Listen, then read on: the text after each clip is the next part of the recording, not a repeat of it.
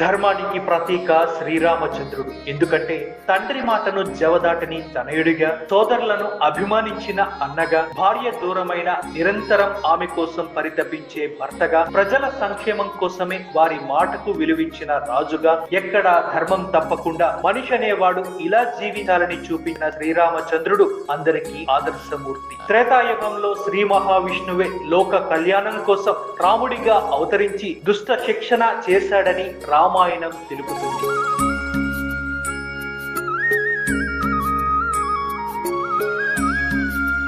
రామాయణంలో శ్రీరాముడితో పాటు సీత, లక్ష్మణుడు, హనుమంతుడు కూడా కొన్ని ధర్మాలకు ప్రతీకలుగా నిలిచారు. సీతాదేవి పతివ్రత ధర్మానికి ప్రతీకగా నిలిస్తే, లక్ష్మణుడు భాతృధర్మానికి, హనుమంతుడు భక్తికి ప్రతీకలుగా నిలిచారు. సీత తన భర్త రాముడిపై అచంచలమైన స్వచ్ఛమైన ప్రేమను కలిగి ఉంటుంది. రావణుడు అపహరించినప్పుడు కూడా ఆమె అతనికి లొంగక తన పతివ్రత తత్వాన్ని, పవిత్రతను కాపాడుకుంది. కష్టకాలంలో కూడా ఆమె ధైర్యాన్ని కోల్పోలేదు. అడవిలో వనవాసం చేయడంలో కూడా ఆమె తన పతిని అనుసరించింది. తన భర్త మాత్రమే తనకు దైవమని, ఆయన్ని తప్ప ఎవరిని చూడనని తేల్చి చెప్పింది. రాముడి కోసం, ధర్మం కోసం ఆమె తన జీవితాన్ని త్యాగం చేయడానికి సిద్ధపడింది. ఇక లక్ష్మణుడు తన అచంచలమైన భక్తి, విధేయత, త్యాగం, కర్తవ్యం ద్వారా ధర్మానికి ప్రతీకగా నిలుస్తాడు. తన అన్న రాముడికి సహాయకుడిగా, సంరక్షకుడిగా నిలిచి అడవుల్లో, యుద్ధాల్లో ఆయనతో పాటు నడిచి త్యాగాలను చేశాడు. లక్ష్మణుడికి ఉన్న ఈ గుణాల వల్ల